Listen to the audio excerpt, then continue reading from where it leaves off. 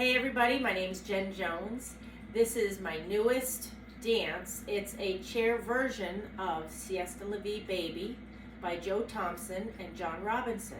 They have given me their blessing on this.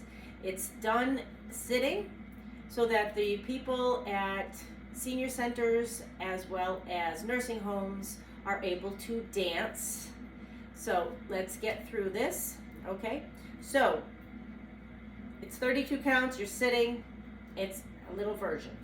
So what we're gonna do is, you're gonna raise your left knee and you're gonna bump your shoulder twice down on the right. So it's 1, 2. Raise your right, bump on the left. 3, 4, do it again. 5, 6, side, 7, 8.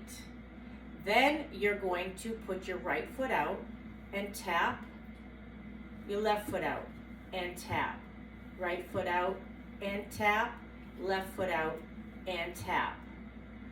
The next 8 is you're going to march in place as your shoulders are going back and forth. So it's right, right, and clap as you're touching.